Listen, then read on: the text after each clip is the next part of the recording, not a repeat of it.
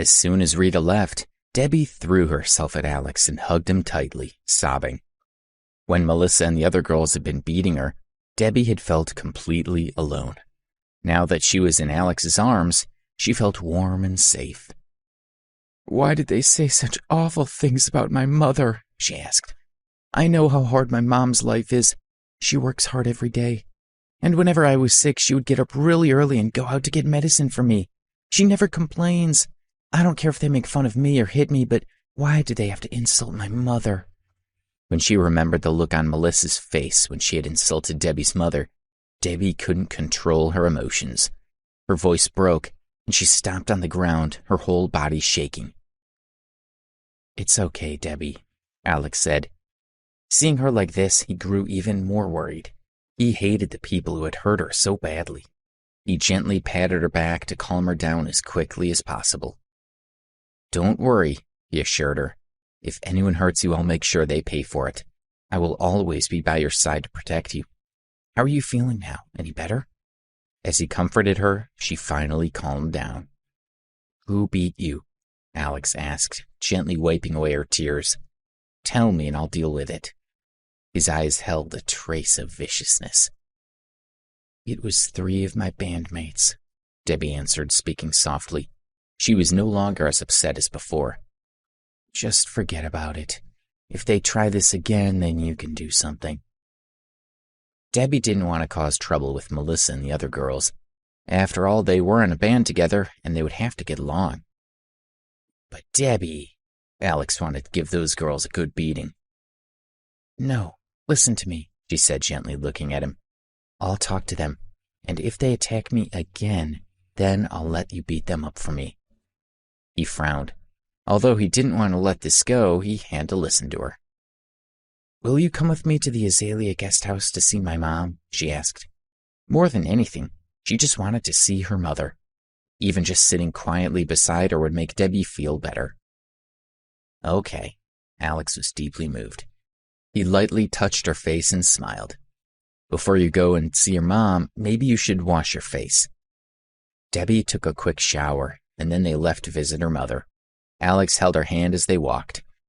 It was 9 p.m. and the streets were brightly lit, with many people walking on both sides of the road, enjoying the cool air as they strolled under the trees. As Alex and Debbie walked down the steps of the building, Alex's cell phone rang. It was Sam Woodsworth. Alex frowned slightly, thinking that he must have been invited to a party again. "Mr. Ambrose," Sam's panicked voice came through the phone. "There seems to be a serious problem with Mrs. Stonehill. She's been taken to the New York City General Hospital. Do you want to come and see her?" On hearing this, Alex was stunned. "Something happened to Carla?" he asked. "What's going on?" He put the phone on speaker so that Debbie could hear properly. "What happened to my mother?" Debbie asked anxiously. "I sent someone to accompany Mrs. Stonehill on a tour of New York City," Sam told them. "Everything was fine until an hour ago when they were out eating. Mrs. Stonehill fainted after complaining about being in pain, and she was taken to the hospital emergency room. She's now in intensive care." By the time Sam had finished speaking, Debbie's legs were about to collapse under her. "Okay, tell the doctor to look after Carla," Alex said. "If anything happens to her, they won't work in that hospital again." He ended the call. "Alex, take me to the hospital," Debbie said, panicking as she clutched his arm.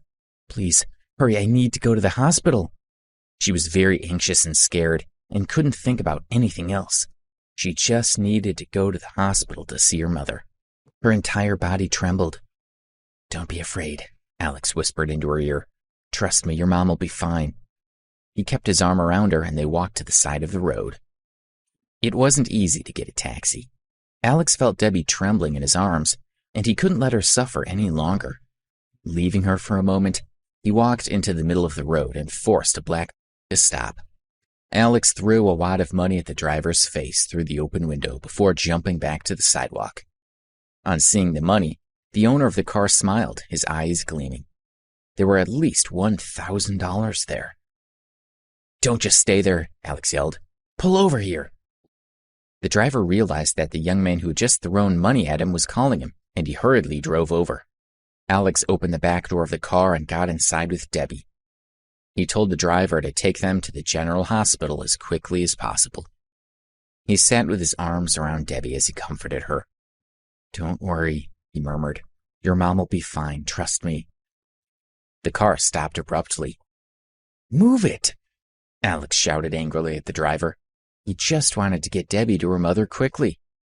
"Young man, it's not that I don't want to move, it's that I can't," the driver said, his tone bitter. "The road is blocked." Alex looked and saw more than 10 young people in front of the car. He had no idea what they were doing. He opened the car window, stuck out his head, and shouted at them, "Hey, get out of the way!" The crowd were all gathered around a rich young man called Henry, who had been confessing his love to a girl, and now he was being humiliated by Alex shouting at him. A tall young man walked aggressively toward Alex. "Hey, why haven't you turned back yet?" The driver was frightened and was about to turn around. "Don't move," Alex shouted at him. "There's another route," the driver said fearfully. "We can get close and then you can walk the rest of the way from there.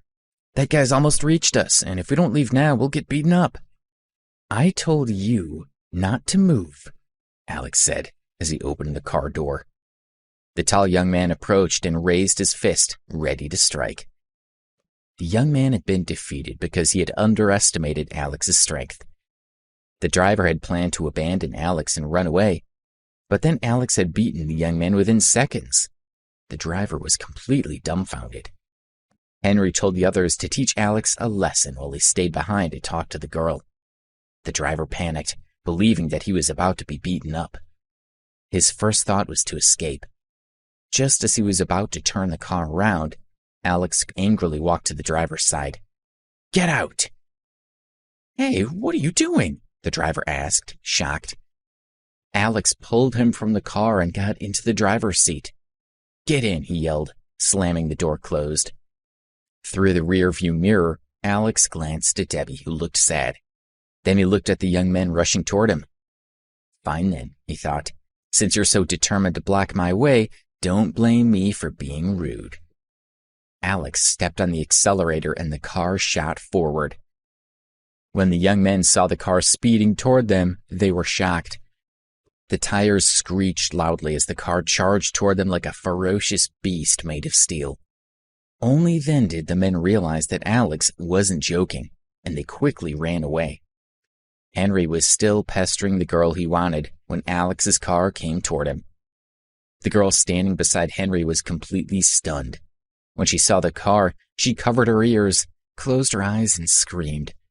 Only when she heard the car roar away did the girl dare to open her eyes. Watching its taillights disappear, she thought about what had happened.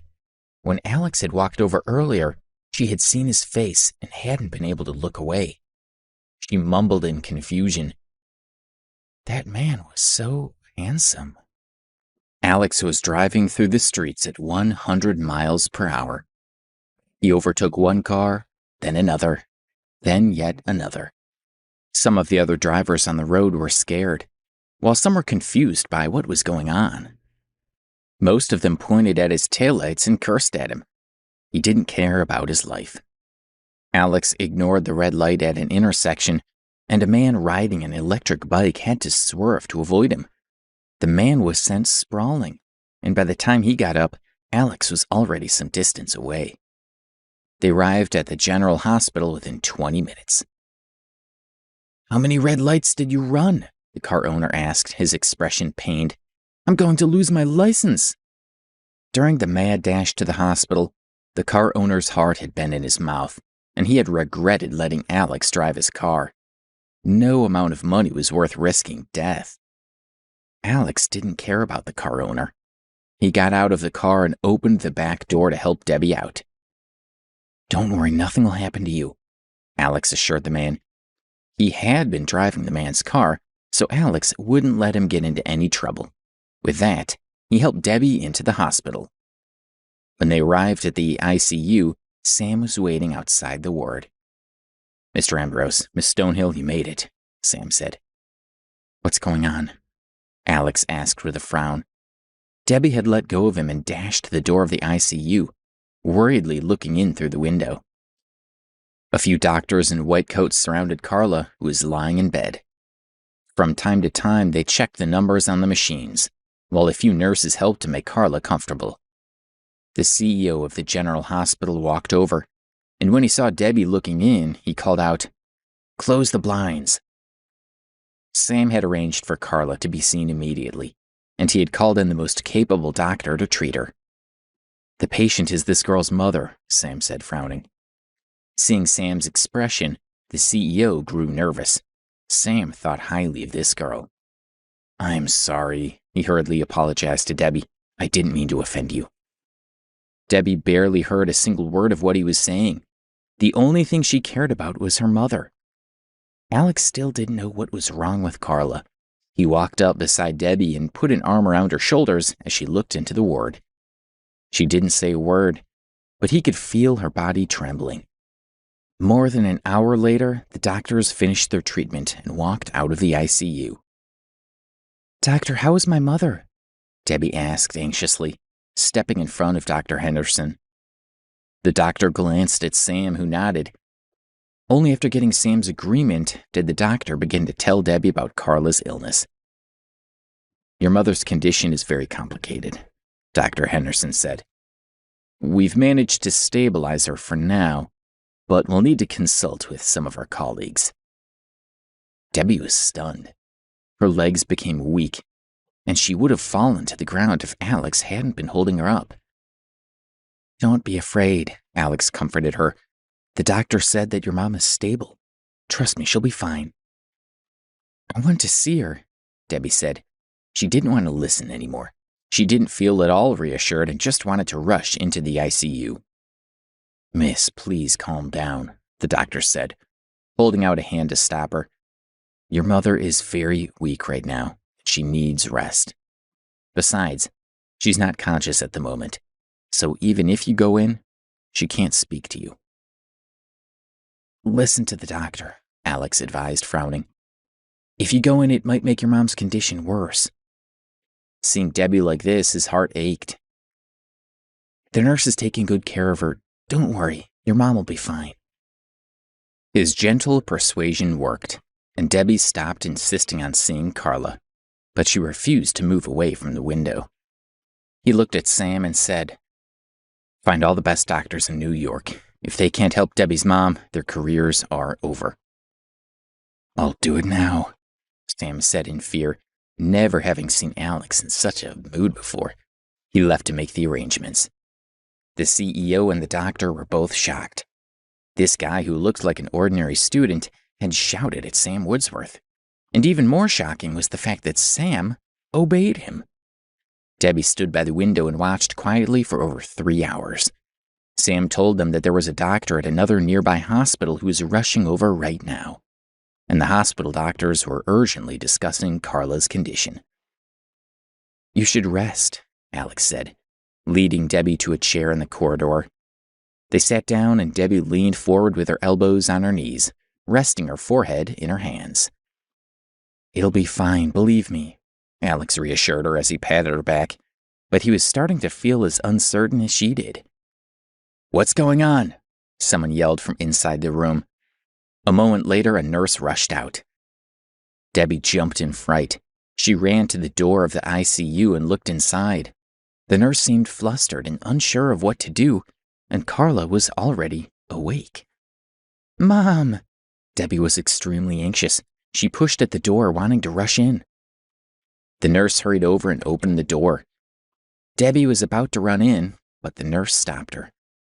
"Miss, please calm down. Only doctors can come in here," the nurse said anxiously. "You have to stay out there. There's nothing you can do to help. Right now, your mother's condition is very serious. We've already sent for a doctor, so please be patient." "Debbie, calm down," Alex said, holding her back. "You won't be able to do anything in there. We just have to wait for the doctor." "Let me go. I want to see my mother," Debbie said, trying her best to get away from him. She was completely out of control with worry. The same doctors from before ran over. Alex dragged the struggling Debbie away from the door to allow them entry. "I'm worried too," he told her, "but there's nothing we can do to help. I've already asked Sam to call all the best doctors in the city. Believe me, your mom will be fine." Although Debbie wanted to rush in to see her mother, she knew Alex was right, and she stopped fighting him. However, 10 minutes later, a flustered young doctor ran out and approached Sam. Trembling with fear, he said, "Mr. Woodsworth, the patient, her condition is deteriorating and there's not much we can do. Dr. Henderson said it's possible that, well, she may not make it." "What?" Sam asked. He glanced at Alex, who froze in shock, his eyes wide. Standing beside him, Debbie became even more agitated. "If anything happens to Mrs. Stonehill, then your career is over," Sam shouted at the doctor. "But Dr. Henderson said that the patient is already critical," the doctor whispered fearfully. Alex noticed the doctor's tone and realized what was happening. He stopped restraining Debbie and rushed to the door of the ICU with her. "What are you doing? You can't go in there," the young doctor objected. Sam slapped his face. "Open the door for Mr. Ambrose." "Yes, of course," the doctor said, hurrying to open the door. Alex, Debbie, and Sam all walked into the ICU. Debbie stood beside the bed, holding back tears as she looked at her mother. Carla's face was pale and haggard. She wore an oxygen mask and had several tubes sticking out of her body. Doctors were gathered around the bed. Debbie was stunned. She couldn't get in the way of her mother's treatment, but her heart felt as if it were breaking.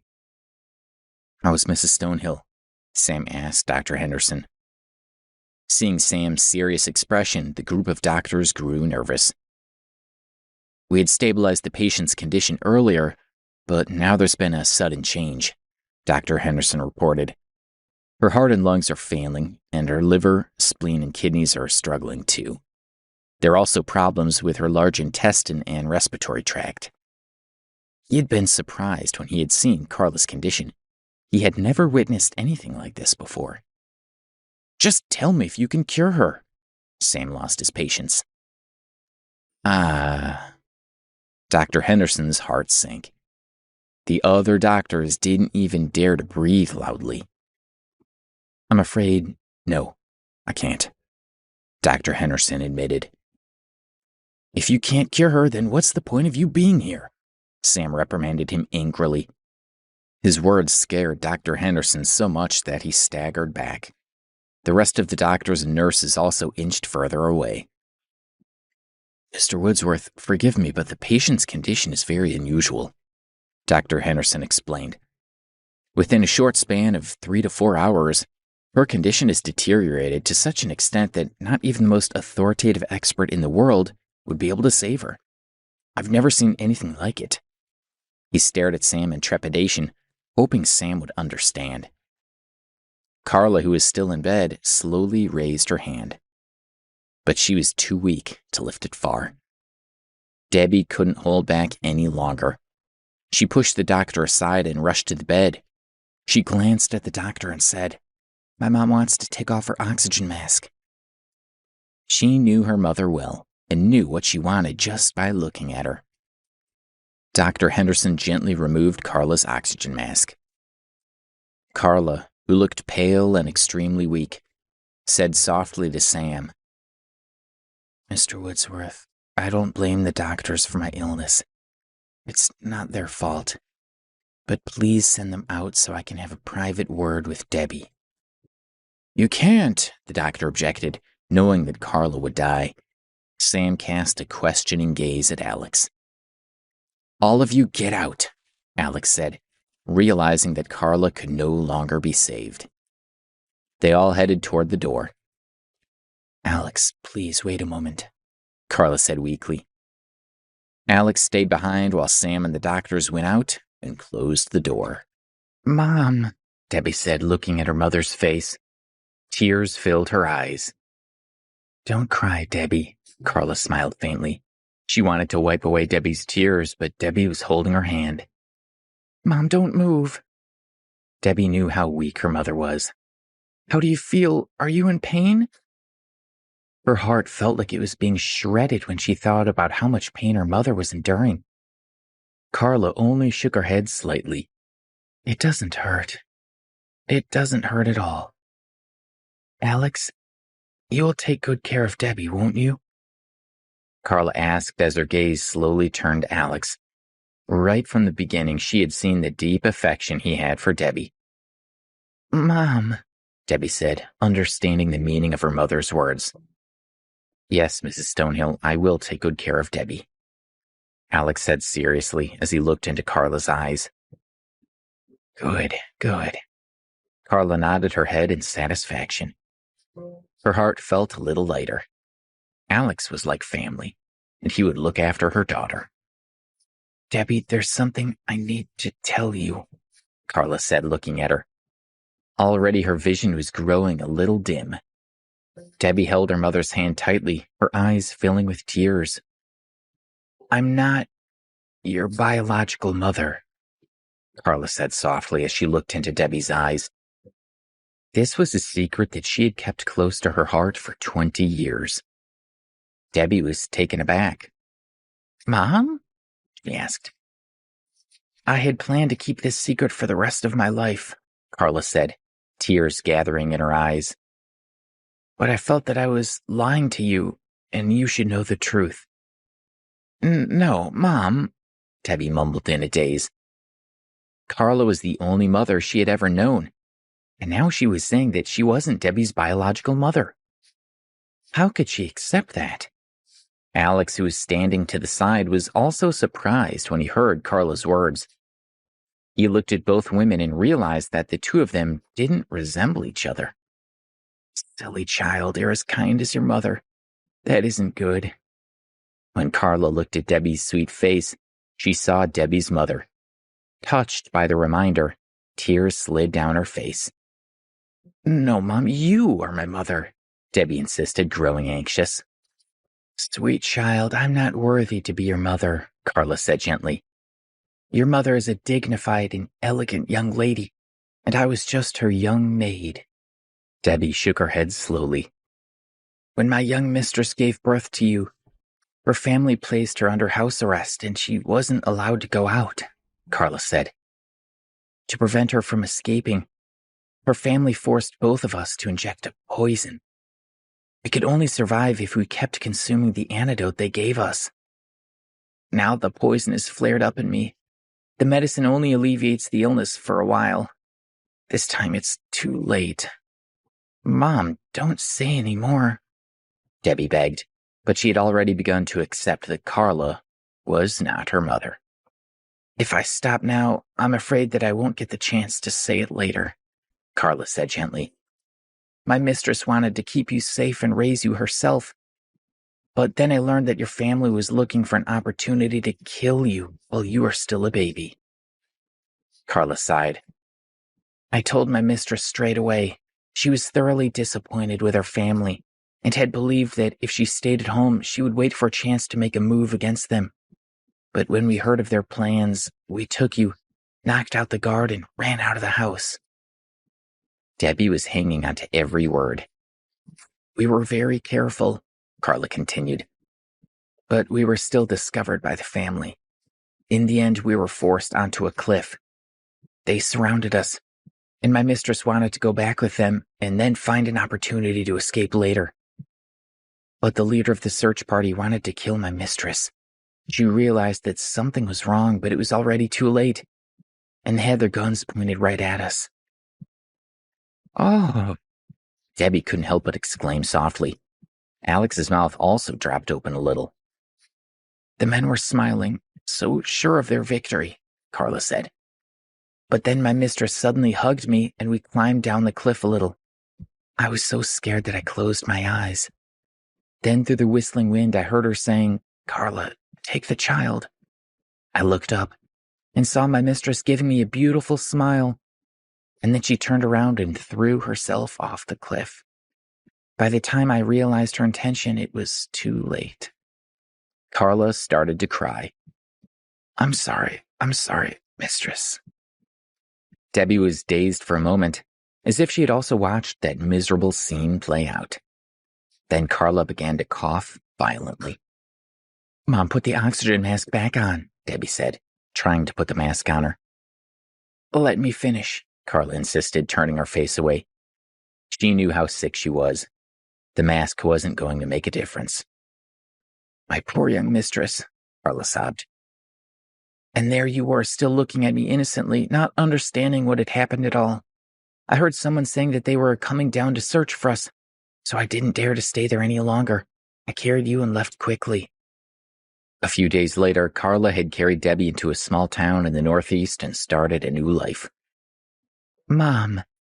Debbie kept trying to put Carla's oxygen mask back on, but Carla wouldn't let her. Debbie, she said, take off the jade pendant I'm wearing. Debbie carefully removed the pendant from around Carla's neck. The green part of the pendant faded to crystal white, and there were a few strands of red mixed in it at the end. It looked quite extraordinary. Carla had been wearing it for as long as Debbie could remember. She'd always wondered how a poor family like hers could have such a nice-looking pendant. She had asked Carla, but she had never received an answer. This pendant belonged to my mistress, Carla said, her voice growing weaker. I think you should wear it. It belongs to you. Alex? Carla said, focusing on him with great effort. Yes, he said seriously. All these years Debbie has suffered just like me, Carla said, her voice growing feeble. She's too kind, just like her mother, and I worry that she'll be bullied. Since she's chosen you, I hope that you'll treat her well and protect her from being hurt again. Her eyelids were growing heavier and heavier, and she had to fight hard to keep them from closing. She had to hear Alex's answer. Okay, he said solemnly. I promise that, as long as I'm around, I won't let Debbie get hurt. No matter how much I'm injured, you can depend on me. Thank you, Carla said. I'm so relieved. A faint smile appeared on her face. She no longer had the strength to move, and her breathing slowed. Stop talking, Debbie said. Please put on the oxygen mask. She was afraid Carla would waste even more energy trying to speak. I really miss my mistress, Carla said softly as she slowly closed her eyes. I really miss her. You need to rest, Debbie said.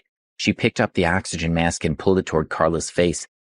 But out of the corner of her eye, she saw Carla's hand slide down the bed. It lightly brushed Debbie and then stopped moving. Debbie looked at Carla, who had her eyes closed, and felt a great sense of emptiness in her heart. Mom? Mom? She asked, her lip trembling. She desperately hoped that Carla would respond like she always did, even just with a soft hum. But Carla just lay there quietly, motionless, her face devoid of life. Mom? She asked again, finally realizing what had happened, and a sorrowful wail escaped from her mouth. She hugged Carla's body and pressed her head against her chest, crying sorrowfully. The doctors from the nearby hospital finally arrived and were stopped at the door by Sam. They were no longer of any use. Debbie's mind flashed through scenes of her life with her mother. She didn't care about her biological mother. She only knew that Carla was the one who had known her and loved her the most. Carla was the woman she was the closest to, and now she was gone forever, leaving Debbie an orphan with nothing but memories. 5 minutes passed, then 10 minutes, half an hour, 1 hour. Debbie continued to cry. Her mother's smiling face and voice were gone, and Debbie couldn't control herself. Alex stood silently beside her, listening to her heartbreaking sobs. His heart felt torn in two, but he knew that no one could help her. She needed to grieve. Debbie, please don't cry, he thought. You won't be lonely, not with me here. No matter what the future holds, I'll stay with you forever. Debbie cried for 3 whole hours that day. When she finally calmed down, Alex asked Sam to take care of Carla. Sam arranged for Carla's body to be cremated and her ashes placed in a grave in New York. Alex accompanied Debbie to the graveyard for the funeral, and when she saw Carla's grave, she cried for a long time. In the 5 days since Carla had passed away, Debbie had been really depressed. She didn't attend any classes at school, nor did she go to practice with the Dream Chasers. Alex was worried about her. If she didn't pull herself together soon, she would make herself ill. That morning he got up early, went out to buy some bread and milk, and then returned to the villa. A few days ago, Debbie had been refusing to eat at all. Then she began to eat a small amount at night. But now, to Alex's surprise, she ate a whole bowl of cereal and 2 slices of toast. "Can you take me to band practice?" she asked Alex after getting dressed properly for the first time in days. In the last few days, Debbie had been thinking a lot. She wondered what Carla would say if she could see her right now. She would feel hurt and blame herself for the state Debbie was in. She wouldn't want her to see her like this. Debbie's heart felt heavy, but she told herself that she needed to snap out of it as soon as possible. Carla needed to know that Debbie would have a good life. Only then would she be able to rest in peace. "Okay," Alex agreed in surprise. If Debbie was able to accept the fact that Carla was gone, then she would begin to recover. They got a taxi to the door of the music company. Katie and Olivia had also arrived and walked over to Melissa. "Is that Debbie's boyfriend?" Olivia asked. "What is he wearing? No wonder he's with Debbie. They have the same sense of style." "Did they come by taxi?" Katie asked. "I'm not seeing things, am I? He's at least 20, so he must have a car, right?" "Didn't Debbie say that she came from a little town in the Northeast?" Melissa asked. "Some little place in the middle of nowhere? No doubt her tuition fees took all her mom's money. She can't possibly buy a car. I'm surprised she can afford the taxi." Melissa smiled proudly as she spoke with her friends. They looked at Debbie, who stood still, watching them with a cold expression. Alex wanted to go over there and beat them up, but he could guess what Debbie wanted. After all, they were in the same band, and she didn't want to make things worse. Besides, now that she had calmed down, he didn't want to upset her again. In any case, there would be plenty of opportunities in the future, so there was no need to do anything rash.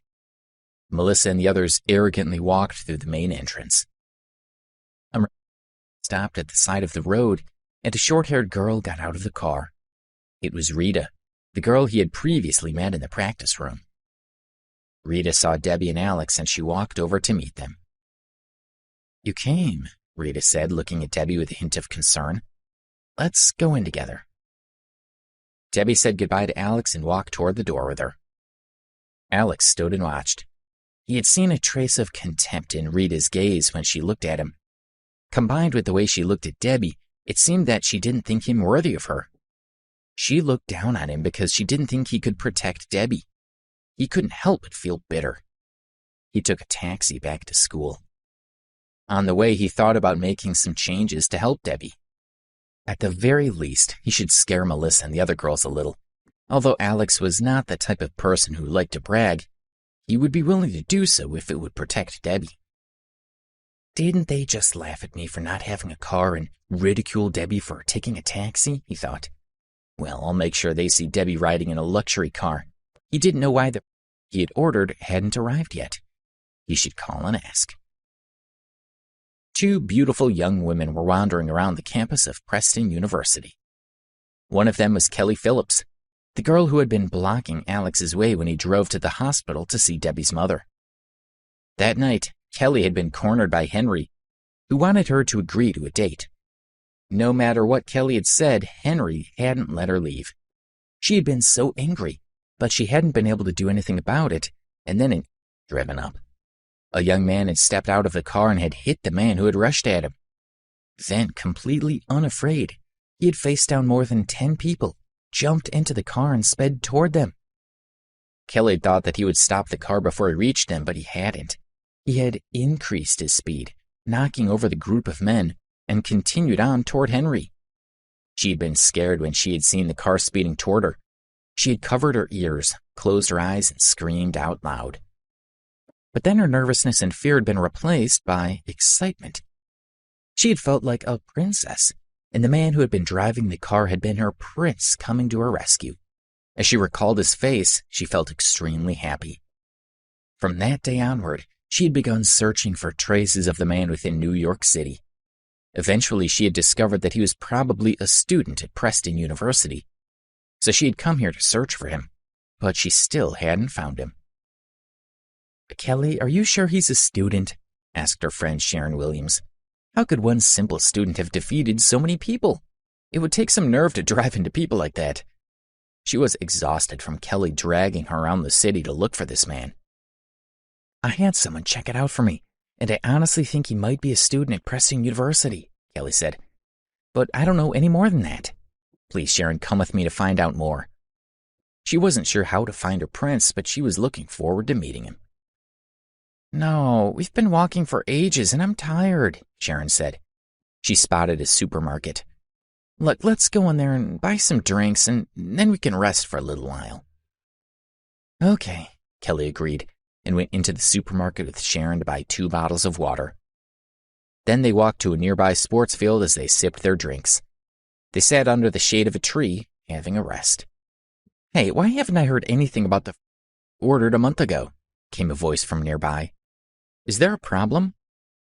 When Kelly heard the voice, her eyes lit up. A short distance away, her prince was talking on the phone with his face angled slightly away from her.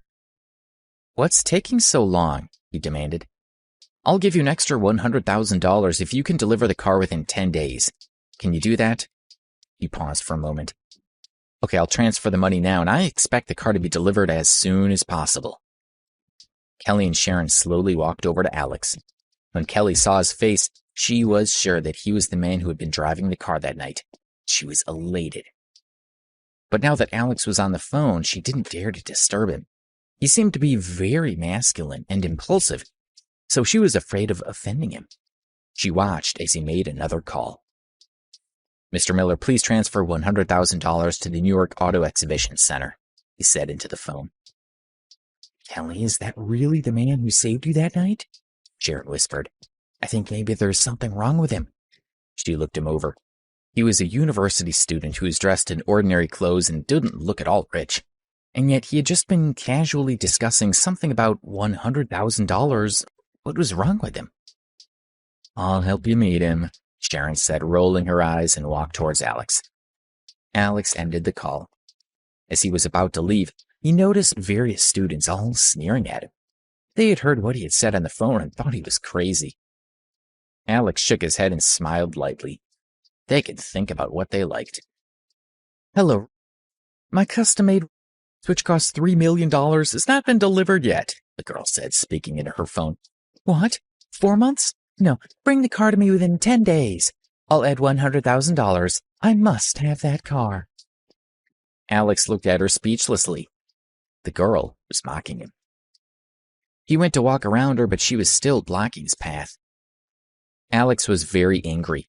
He didn't even know this girl, so why was she teasing him? Please step aside, Alex said, suppressing his anger. Can't you see I'm on the phone? The girl glared at Alex.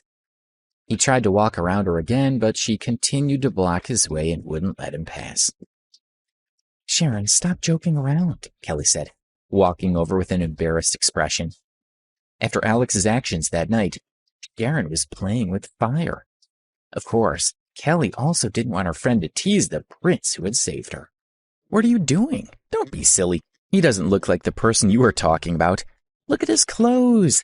He doesn't look much better than a beggar on the street, Sharon said. She had a poor impression of Alex, mainly due to the way he was glaring at her. It didn't cross her mind that she was the one who had teased him first, and that his glare was perfectly justified. Just stop talking for a minute, Kelly said as she glanced at Sharon. Then she looked at Alex and said, Hello, Alex. Sorry, I'm leaving. Alex didn't like Sharon either, and he had assumed that her friend must be as unpleasant as she was. He started to walk away. Now look what you've done, Kelly grumbled as she glanced at Sharon. Then she grabbed her friend's hands and they followed him. Alex felt thirsty, and as he walked past the cafeteria, he decided to get himself a cold drink. After the server had handed him his lemonade, he tried to swipe his meal card on the machine, but it wasn't accepted. Unfortunately, this canteen had only accepted meal cards or cash. Alex had thrown all his cash at the driver the other day to take him and Debbie to the hospital to see her mom. He didn't have any left to pay for the drink. Oh, no, I'm sorry, I don't... Alex was about to leave in embarrassment when he heard a beep from the machine beside him. He turned his head and saw that it was Sharon's friend who had paid. The girl was slim with snow-white skin and bangs framing her forehead. Her eyes were big and full of spirit. She had a straight nose and thin pink lips. She looked very delicate. She smiled shyly at him. Alex didn't understand why she was paying for him, but he wanted to thank her. Sharon pulled Kelly away from the canteen and said with a frown, "Why are you paying for him? He was just bragging about having all that money. He said that he had over $1 million in the bank and that he has but he can't even pay for a soda. I think he's crazy. You shouldn't pay him any attention." Even if Alex was the one who had saved Kelly that night, Sharon didn't think much of him. She didn't believe that he was as rich and powerful as Kelly thought. She thought he was just a braggart and a loser. "Shut up, Sharon." Hearing what she said, Kelly started to get annoyed. She didn't care if Alex had been bragging on the phone just a moment ago. To her, he was still her hero. Alex became suspicious when he heard Sharon's words. He wondered, what does she mean by "don't pay him any attention"? She's reminding me of Cathy and Karen. When the two of them had been paying me attention, they'd both been thinking of ways to cheat me out of money. Could it be that this seemingly harmless friend of Sharon is also after my money? It's possible. After all, quite a few people in the school know that I donated more than $100,000 to the charity. Thinking about this, Alex couldn't help but feel a little angry. He didn't want to be cheated by any woman, no matter how pretty they were. Any woman who was only paying him attention because of his money was ugly to him. He put the lemonade glass on the counter, turned and walked out of the canteen. Kelly started to follow him. She wasn't aware of what Alex had been through with Cathy and Karen, so she couldn't understand why he was being so rude to her. Alex picked up a hire bike on campus and headed to his dorm so that he could get rid of Kelly and the others. To his surprise, Kelly also got a bike and started following him. "Hey, wait a moment," Kelly cried. She was crazily pedaling her bike after him. She rarely rode a bike, so her posture was very awkward. Alex ignored her and continued to ride very fast. "Please stop, I have something to tell you." With a great effort, Kelly finally caught up with him. She tilted her head and panted as she spoke. Alex didn't even look at her, but continued to pedal. He cycled away and left her far behind. "Wait for me, why are you pedaling so quickly?" Kelly pleaded and pedaled as quickly as she could, but the gap between them was getting bigger and bigger. Alex didn't feel sorry for her. I know that this girl is only talking to me to trick me out of money, he thought. Why should I give her a chance to do that? When they arrived at the square in front of the library, Alex heard a clanging sound behind him. He quickly turned around and saw that Kelly's bike had landed on the grass and that she had fallen on top of it. As he saw this, he started to feel a little guilty. After all, Kelly had fallen because she was trying to catch up with him. Alex looked at Kelly lying on the grass. He realized that he'd acted badly and his heart softened. Finally, he turned around and rode to where she had fallen. He propped up his bike and walked over to her. Kelly said angrily to him, "Why did you keep running away from me? Go away, it's too late now." He asked, "Are you okay?" "Would you feel okay in my position? What do you think?" she answered, staring at him from the ground. Alex sighed and reached out his hand to her. She looked at his outstretched hand. Although she was still angry with him, she took it and he pulled her up off the grass. "Are you okay?" Alex asked again, holding her up. "My ankle hurts a little," she replied. Her attitude had also softened toward him. Alex supported the limping girl as they slowly walked to a rock by the side of the road. "Slow down," he told her. Because of his kindness, Kelly started to feel happier. "My ankle hurts. Maybe you could help me massage it?" Kelly requested gently as she looked into his eyes. Alex couldn't turn down such a pretty girl. It was my fault that she fell off her bike after all, he thought. Alex squatted down in front of Kelly. A few male students who were relaxing and reading books on the lawn close by saw this scene. They couldn't concentrate on their reading, as they couldn't help but watch this boy rubbing the girl's foot. The girl sitting on the rock was so beautiful. She was perfect and delicate. Who wouldn't want to take care of her? But the guy was dressed in ordinary clothes. He looked like a total loser, and she was letting him rub her feet. The boys who were watching felt jealous and annoyed. They all wanted to be rubbing the feet of this beautiful girl. "How is it?" Alex raised his head and asked kindly.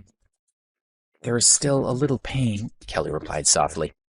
At first, she thought Alex was a tough, straightforward man, but now it seemed that he had a delicate and gentle side to him. Her good impression of him deepened.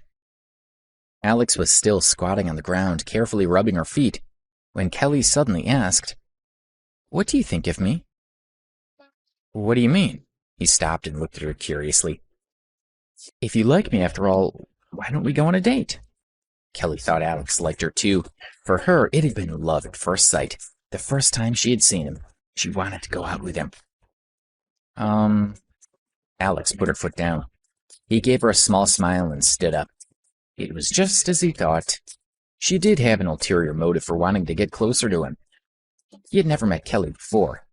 He thought, we've known each other for less than an hour, and yet she says she has feelings for me. Does she like me, or is she only after my money? Alex smiled and slowly turned around to leave. Hold on. Kelly stood up from the rock anxiously and pulled him back. I want to be your girlfriend. What's wrong with that? Kelly was used to men pursuing her. This was the first time she had to proposition a man. She couldn't believe he was rejecting her. How could she not be angry? The boys on the grass who had been secretly watching them were shocked. How could this beautiful goddess fall in love with her? Ask him out. He looked like a nobody. What did this girl see in him? What are you talking about? We've known each other for less than an hour, and I don't even know your name, but you say you want to be my girlfriend? Do you think I'm stupid? Alex asked Kelly with a sneer on his face. I was careless. My name is Kelly. Do you think I'm lying to you? I'm not, she explained quickly. And actually, we have met before. We've met before? Alex was surprised. Such a pretty girl. If he had seen her before, he would remember her. Yes, not only have we met, but you did me a huge favor, she said, and told him all about what had happened that day. Only then did Alex start to remember the incident. As he was rushing in a car to the hospital to see Debbie's mother, he had knocked over the boy who was bothering her. On that day, I thought it was all over. Fortunately, you appeared in time and saved me. I really wanted to see you again, so I tracked you down and came to Preston University to find you. I understand. Alex nodded slowly. Only then did he believe that Kelly was not after his money. Just at that moment, Sharon quickly walked up to them.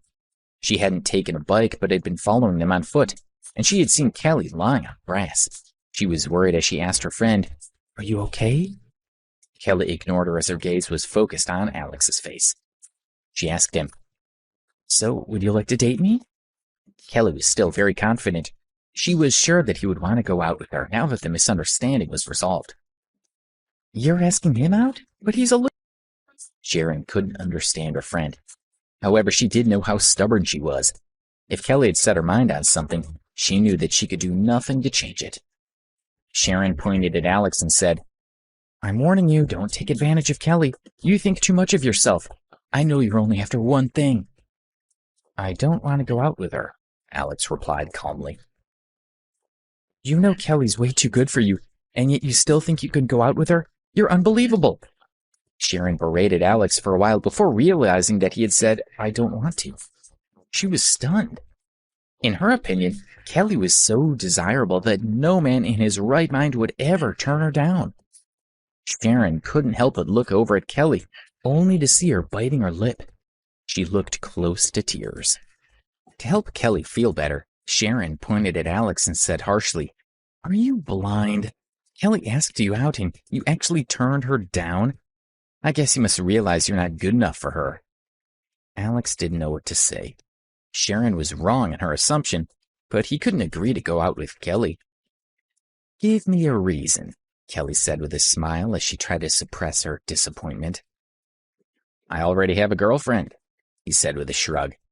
Regardless of whether Kelly was sincere about her feelings or not, he would not mess around. Hearing this explanation, Kelly felt a little better. It wasn't that he didn't like her, it also proved that he was a good man, that he was a man that she could admire. So what if you have a girlfriend? I bet I'm as good as her. Maybe if you go out with me for a while, you'll find that you prefer me to your girlfriend. Kelly's eyes lit up again. No need. I love my girlfriend. I said that I'll protect her forever. Debbie's face appeared in Alex's mind, and he smiled. Kelly was shocked when she saw his smile. It seemed genuine. I want to meet your girlfriend and see how beautiful she is, and I want to see for myself how much you love her, Kelly said with a small smile. In her heart, however, she knew that she was jealous. She's at work now, not at school. That moment, Alex's cell phone rang. It was Debbie. Debbie, is something wrong? Oh, good. Of course, you can call me whenever you like. That's great. If you listen to your teacher, you'll definitely improve. All right, I'll pick you up this afternoon. Bye. Alex hung up the phone. Seeing the blissful look on his face while he was speaking to his girlfriend, Kelly was envious of her. It sounds like you guys really love each other, she said, and she smiled, but there was envy in her heart. But don't think that I'm going to give up that easily. In my opinion, you're only with her because you met her first. I've made it very clear that I'll take care of her for the rest of her life. Please stay away from me, Alex said rudely. You're having a go at me now. It doesn't matter, though. You'll make it up to me in the future. Kelly remained calm, and she smiled confidently, but inside she was seething. Alex had never met a woman like Kelly before. She didn't even react when he was rude to her. She was so determined to win him over. He wondered how he could ever get rid of her. Just please forget it and let me go, he said as he stared at her in desperation. Are you begging me? Kelly asked proudly. Looking at Alex's angry face, she rolled her eyes and revealed a sly smile. You want me to let you go? Sure, but you have to promise me one thing. What? Alex would do anything to get rid of her. Accompany me to a party and tell everyone that you're my boyfriend. She stared into his eyes and continued, Don't worry, it's just an act, but you have to pretend to everyone at the party that we're together. Okay, I'll do it, he nodded. Aren't you going to tell me your name? Kelly asked. Alex. She asked him for his phone number. Then I'll see you tomorrow. Just wait for me at the entrance of your school. Kelly stood up and waved at him with a smile. Alex said goodbye, turned around, and left. Watching him leave, Kelly lowered her head slightly with a smile. He had agreed to go to the party with her, and she felt very pleased with herself. Sharon had heaved a sigh of relief when she heard Kelly say that she only wanted Alex to pretend to be her boyfriend. She said, Kelly, I'm relieved. For a while there, I thought you really liked that loser. Luckily, you figured it out in the end.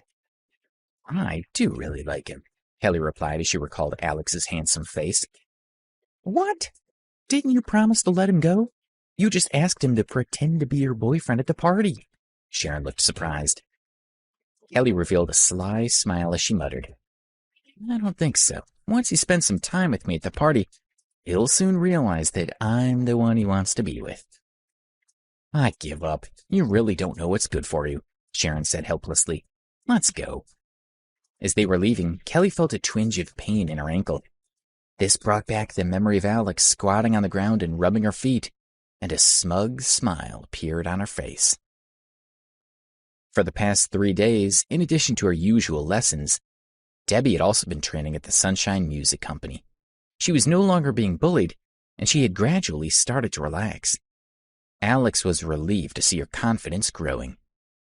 On the day of the party, Alex had dropped Debbie off at Sunshine Music and had just gotten back to the university campus when he received a call from Kelly, telling him to go to the school gate.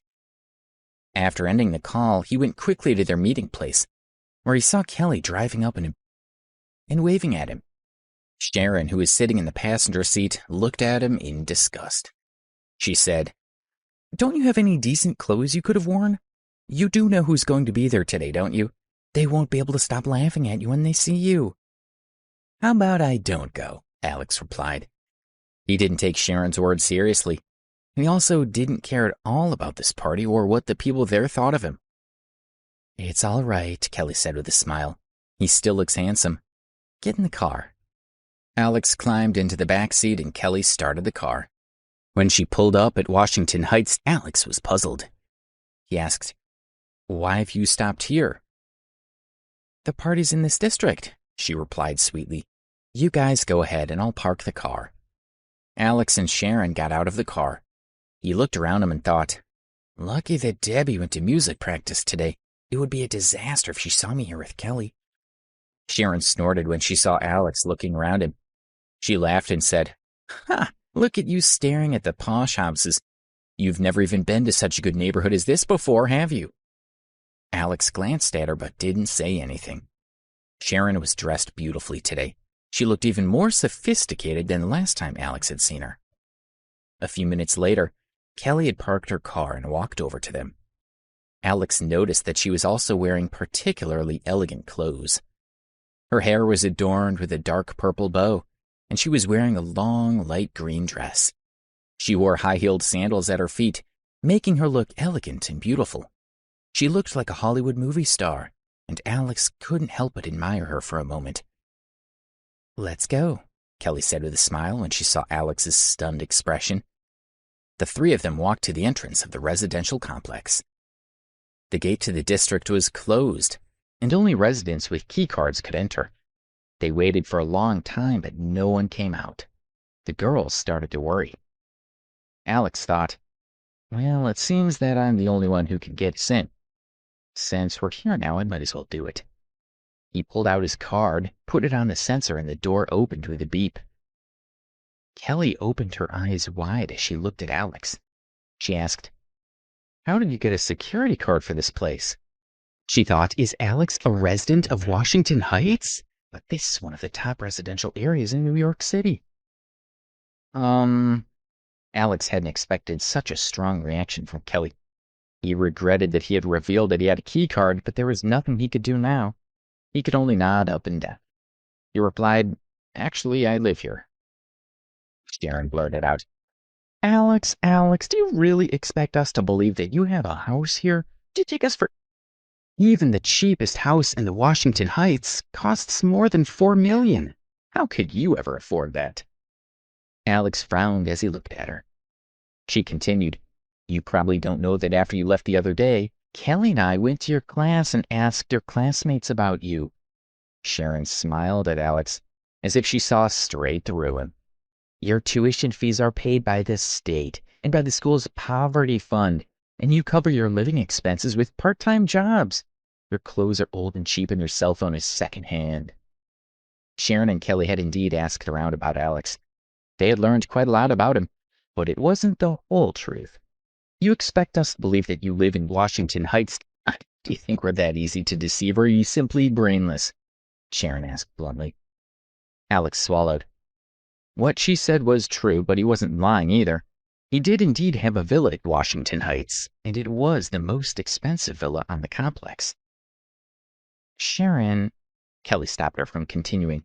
Her words were too mean. "Perhaps what he said is true," she suggested. Kelly still had a glimmer of hope in her heart.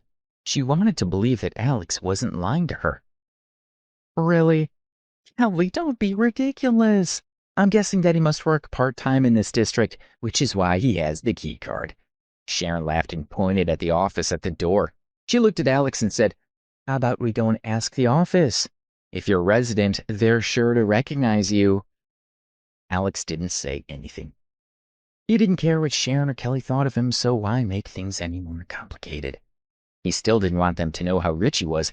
He frowned at himself, looked at the sky, and didn't say anything.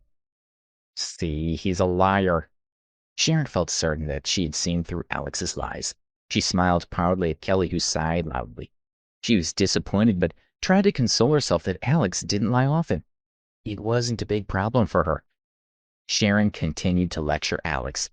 "Don't think that I don't know what you're planning. I know you want to be with Kelly so you can live off her money, right?" She glared at him and continued, "Well, don't even try it with me around." "Sharon, stop it." Kelly felt that her friend's words were unnecessarily mean. She just couldn't believe that Alex was that kind of person. Embarrassed, she said to Alex, "Don't listen to her. Sharon is just looking out for me. Let's go to the party. Everyone is probably already there." The three of them walked into the district. Together they walked through the Washington Heights residential area. There were neat rows of Mediterranean-looking villas. In front of each, there were all kinds of plants and trees. such as money trees, almonds in full bloom, and citrus trees. It was a very colorful and pretty scene. On both sides of the road, there were pine trees with birds chirping. The surrounding air was cool and fresh, with a faint fragrance of flowers. Alex had spent a lot of time there, so it was nothing new for him. But the two girls were amazed by the beauty of their surroundings. They took lots of panoramic photos on their cell phones, exclaiming that Washington Heights was indeed worthy of being one of the top 2 residential areas in New York. Soon, they arrived at the artificial lake. In the middle of the lake was a small island, and on the island was a villa, which looked even more luxurious than the other properties. It looked like a European castle. "So beautiful," the two girls exclaimed, as they looked longingly at the villa on the island and felt a gentle breeze from the lake brushing their faces. Kelly commented, "That villa is worth over $40 million. I heard that it was bought by a young student in his 20s. Can you believe he's got so much money at that age?" The breeze rustled her dress. Standing by the lake, she looked very beautiful. Sharon replied, "Who knows? I've heard from a friend who works here that he bought this villa over a month ago and hasn't lived in it at all. Maybe he even has a better house than this one." She imagined the young man and said longingly, "If I ever meet him, I want to hug him and kiss him." Hearing her words, Alex, who was standing nearby, started coughing. "I'm sorry, I choked," he quickly apologized. But Sharon didn't even notice how appalled he was with the way she was talking. She looked at him with disdain and said, "Did you say you lived here? Tell me, which villa is yours? Is there something you want to tell us?" Alex subconsciously glared at the mansion on the artificial island. "Why are you looking at that villa? You couldn't afford that if you lived another 8 lifetimes." She pulled Kelly's hand and said, "Let's go." Sharon pulled Kelly, and they walked away from Alex, who shook his head in despair and followed behind them. Soon they could hear the sounds of people chatting and laughing, and a few minutes later, they arrived at a villa on the southern side of the residential area. Kelly, Sharon, and Alex walked into the garden. One of the young men saw them and called out, "Sharon, Kelly, you're here." "We were all hoping you were coming," said another. Another said, "Kelly, we haven't seen each other in a few months, but you look prettier than ever." Everyone rushed over to greet the girls, mostly young men, but there were also a few girls. The young men surrounding Kelly were all chatting happily. Then one of them noticed the young man standing beside her, wearing scruffy clothes and looking as if he didn't belong. "Who's this?" asked one of the men. "Look at what he's wearing. It looks like he bought his clothes from the flea market." Another said, "He doesn't even have a decent haircut, or a watch, or a chain. What's he doing here?" "I can't believe that Simon would invite someone like him," agreed the first man. The others started to discuss Alex right in front of him as if he wasn't there. "Hey, you must have walked down the wrong path. Look around you. You don't belong here," a man said to Alex as he glanced around at the other guests. All of them looked smartly dressed in expensive designer outfits. He shot a disdainful look at Alex and clicked his tongue. "You think you're one of us? I think you should leave." As he spoke, the young man gestured to the way out. But Sharon interrupted. "Hey, what are you doing?" "He's here with me and Kelly," she said with a smile. "He came with you?" The others were shocked. This boy was much poorer than them. Why would Kelly bring him? And she and Sharon were the most beautiful girls there. They could have any man they wanted, and usually they rejected them all. Seeing the men's confused expressions, Sharon smiled smugly. Her eyes swept over Alex's body, and then she looked at the others. "His name is Alex, and don't underestimate him. He's not just anyone," she said with a mysterious smile. "Oh?" Hearing her words, the others looked at Alex again. Could it be that this guy who looks like a pauper is rich? They wondered. Sharon cleared her throat. "A month ago, Alex ordered an exclusive worth over $20 million. This car is currently being manufactured in Italy from the world's best parts." Hearing this, the others were shocked. Alex and Kelly frowned. They knew that Sharon was not going to praise him, so what was she up to? She continued. Alex didn't want to wait too long for the car to be manufactured, so he paid an extra $100,000 to have it made more quickly. The team has to deliver it to him within 10 days. She was enjoying herself. Originally, the others almost believed that Alex could be from a middle-class family, but as they watched Sharon, a coy smile appeared on her face, and they realized that she was joking with them. "Did you know that when we arrived earlier, Alex actually pretended that he lives here?" she continued. The others gasped in mock horror and looked at him with sneering smiles. "And do you know which villa he lives in?" The more Sharon spoke, the more animated she became. Looking at the others laughing at Alex, she was enjoying her joke. "I'll tell you guys in secret, it's the one on the artificial island." The others replied at the same time. Their laughter was filled with ridicule. One man said, "So he's not just wealthy, he must be super rich." Another joined in. "It just shows you can't judge a book by its cover." "Since you own the most expensive villa on the artificial lake, why are we still here? This doesn't compare to your house there. Let's go to your place." The guy who tried to get Alex to leave pushed him as he spoke. "What are you doing?" Kelly demanded as she pushed the man away. She stood in front of Alex and looked at the others angrily. "What's wrong with you guys? What are you laughing at? Do you want to have a go at me now? Go on then." The man replied, "Kelly, you know what we're saying. It's just that this guy doesn't fit in at this party and he's making everybody here uncomfortable." "Why doesn't he fit in?" "Well, he's my boyfriend." "Do you still think he's not worthy?" Kelly glared at the others as she spoke. When they heard this, everyone was stunned. That just can't be right. Sharon was also shocked when she heard her friend telling everyone that Alex was her boyfriend. She couldn't believe it. Alex was bewildered for a moment, but Kelly had told him before that he had to pretend to be her boyfriend at the party. One of the guests laughed and said, "Kelly, stop joking with us. We know you wouldn't date someone like him. You've had loads of rich guys chasing you, and you turned them all down." Another said, "I know what's happening. Hasn't Kelly been annoyed by Henry Moore pestering her recently? I bet she's found a fake boyfriend to scare him off." "Yes, that's right, it must be," another agreed. Kelly was like a goddess to them. They really couldn't accept that she would date someone like Alex. The first man smiled and said to her, "We're right, aren't we?" "Kelly, actually, if you need someone to pretend to be your boyfriend, I'd be happy to help." "And me," said his friend. Looking at these people who thought they were being clever, Kelly chuckled softly. "Who told you he was pretending to be my boyfriend?" she asked with a small smile. The others looked at her in confusion. Why did she need to ask? Kelly came from such a good family. Why would she settle for someone like Alex? Kelly turned and looked at Alex. He was taken aback by how pretty she looked peeking out from beneath her sun hat. He looked into her bright eyes and couldn't help but feel touched by her gaze. Kelly stared into his eyes, then stood on her tiptoes and kissed him on the mouth. Alex was stunned. As Kelly kissed him, Alex didn't respond at all. He opened his eyes wide to see Kelly's face right in front of him. Even though Alex's mind was in turmoil, his body felt light, as if he was lying on soft clouds. He quickly pushed Kelly away. He looked at her in shock. His mind was all over the place. What have I done? Alex thought about Debbie and felt guilty. He felt that kissing another woman behind her back was disgusting, heartless, and cruel. Kelly was shocked when Alex pushed her away. She looked at him, and for a moment, and her heart just felt empty. This was her first kiss. She had imagined it countless times and had never imagined it would be like this.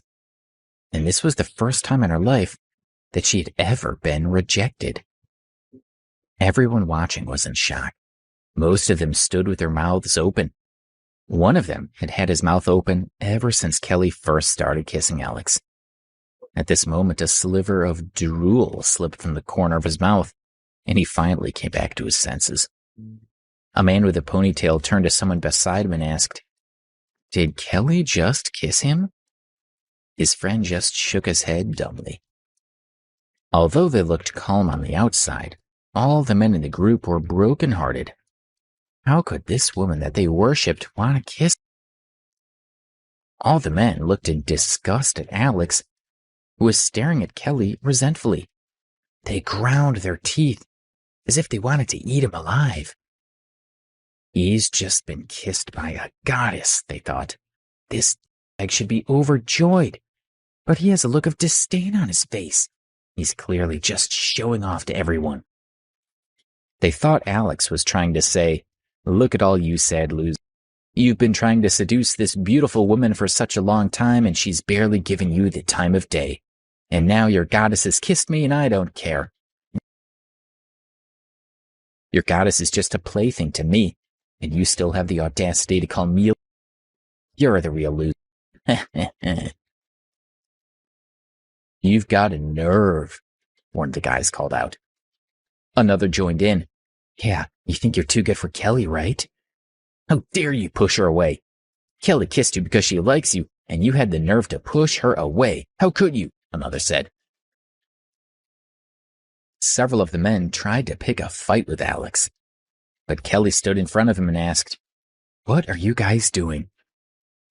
The man at the front pointed at Alex. Confused, he asked her, "Kelly, he can't treat you like this. Why are you still protecting him?" "Never mind what he did. It's between us. It has nothing to do with you," Kelly replied as she stared at the man. She understood why Alex had pushed her away. He must have thought of his girlfriend and felt guilty for kissing her. This proved that he was a good man. Although he had rejected her in front of everyone, she didn't care because she could tell that he was a man worthy of her pursuit. Kelly's words rendered the others speechless. They looked at her and then at Alex dumbly. They wanted to beat him up, but they had no justification. Kelly didn't seem to care that he had rejected her, so what could they say? They could only stare. Some of them were starting to admire Alex, and they wanted to know what he had done to make Kelly so determined to protect him. Just then, loud applause rang out, and they all heard a strident voice saying, "You're my cousin, all right. You're nothing like the other women."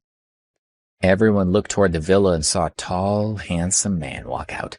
He was bare-chested and wore a pair of flowered shorts. He had his arm around the waist of a tall, beautiful woman.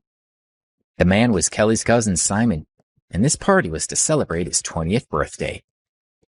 After walking into the garden, the beautiful woman smiled cheerfully at the man and said softly, "Simon, I'll leave now." She kissed Simon on the cheek and walked out through the gate. One of his friends shouted to him.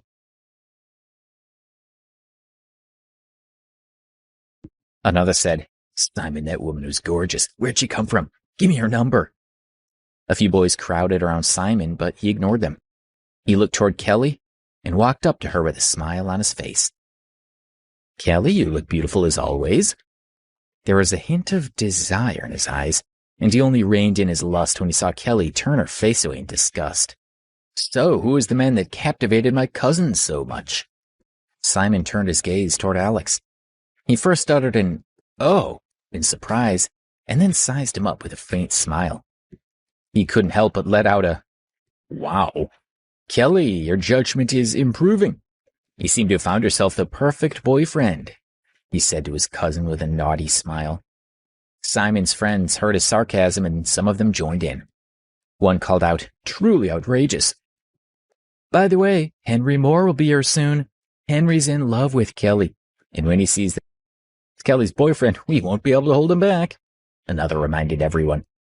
"You're right, Henry's temper is terrible. The kid's in big trouble." Kelly chuckled softly. She glanced at the others and said, "I'm afraid Henry can't come. He's lying in the hospital right now." She knew that Henry had been hurt quite badly when Alex hit him with the car. When they heard what Kelly said, no one could believe it. "Simon, Henry's coming tonight, isn't he?" someone asked Simon. He was really good friends with Henry, and everyone else in their group looked up to the pair of them. He must know what was happening with Harry. "He can't come," Simon said lightly. "A few days ago, he was hit by a car driven by a young lunatic. He was injured quite badly, and he's still lying in the hospital." The others were shocked. Who would dare hit Henry with his car? Everyone knew that Henry had a lot of connections and was well respected in society. One friend asked, "Holy shit, Simon, do you know who did it?" "Daring to bump into Henry, he must have a death wish, right?" another said. "Let's see if Henry needs help," suggested another. Simon replied to his friends, "It's okay. Well, Henry's been in the hospital. He's already found someone to investigate the incident for him and find out who did it. When he finds out who it was, he'll definitely let us all know. Simon then turned his gaze to Alex and smiled lightly, saying, "So, you want to pick up my cousin? Well, you should think carefully about what you're doing. Personally, I suggest that you stay well away from her. Otherwise, I'd like to think about what'll happen to you when Henry leaves the hospital." "Have you finished?" Kelly pushed Simon away and looked at him in disgust. She was tempted to tell this group of people that Alex was the one who knocked Henry down, but she knew that she couldn't. "All right, I won't say any more." Simon raised his hand in front of Kelly to show that he was backing down, but he was still staring at Alex with a hint of ridicule. Just then Simon's phone rang. He answered it saying, "Darling, you're at the door, right? Great. I'll come and find you right now." After ending the call, he proudly said to his friends, "Everyone carry on having fun without me. I'm going to go pick up my girlfriend."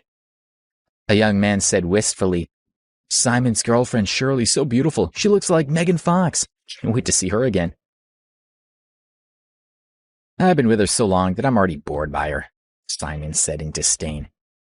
"Damn, a beauty like Megan Fox and you're bored with her? How awesome." "Why shouldn't I get bored with her?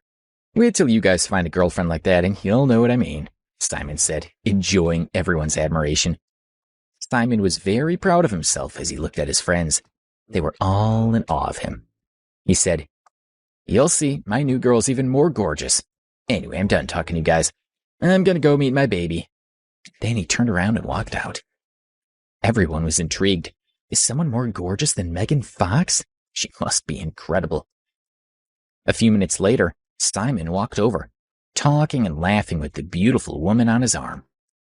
Everyone looked toward them, keen to see his new girlfriend. The girl beside Simon was wearing a light blue, knee-length dress that showed off her shapely legs. She had beautiful, shiny hair and a very pretty face. Although she wasn't as beautiful as Simon had boasted, she was still very attractive, and his friends were jealous. But when Alex saw her, his heart tightened. It was Cathy. His hands clenched into fists. Kelly noticed that something was wrong with Alex and asked him with concern, "Are you okay?" Alex replied quietly, "I'm fine." Simon and Cathy walked into the garden holding each other's hands. Cathy didn't notice that Alex was standing at the back of the crowd. One of his friends said, "Simon, your new girlfriend's so beautiful." "Nice to meet you," another said to Cathy. Cathy looked proudly at Simon's friends and gave them a brilliant smile. Simon introduced Cathy as he slid his hand onto her butt. "These are my good friends. "Why isn't Henry here?" Cathy asked. She had been with Simon for more than 10 days, and in that time she had met Henry. "My cousin told us that he's been hit by a car and now he's lying in the hospital." When Simon spoke, he was very close to Cathy. His eyes were fixed on her lips, and she felt excited. "Really? Is your cousin here?" Cathy knew Simon's family was rich, so she wanted to meet them and make a good impression as soon as possible. "Kelly, come meet Cathy," Simon said to his cousin. "Kelly." Cathy followed Simon's gaze and looked over. The smile on her face froze when she saw Alex, who was standing beside her. Lately, Cathy had not been at class at all. This was the first time she'd seen Alex. She became very agitated. "Darling, what's the matter?" Simon saw that Cathy's eyes were focused on Alex's face, so he smiled and said, "Oh, you're upset that we have such a party, right? I didn't invite him. I know he looks terrible, but apparently he's my cousin's boyfriend. What do you think?" Cathy's heart was racing. She started to become filled with hatred and resentment toward Alex. Until recently, she had believed that Alex was still in love with her and would always be waiting for her. But he'd already betrayed her when he started seeing Debbie, and now he was having another affair with yet another woman. Cathy felt that Alex was betraying her again. "I need to go to the washroom first." Cathy smiled sweetly to Simon, stood up and walked into the villa. When she turned around, her expression was mean. Please subscribe to the Pocket FM YouTube channel and press the bell icon for instant notification. Check out our channel for more such exciting shows.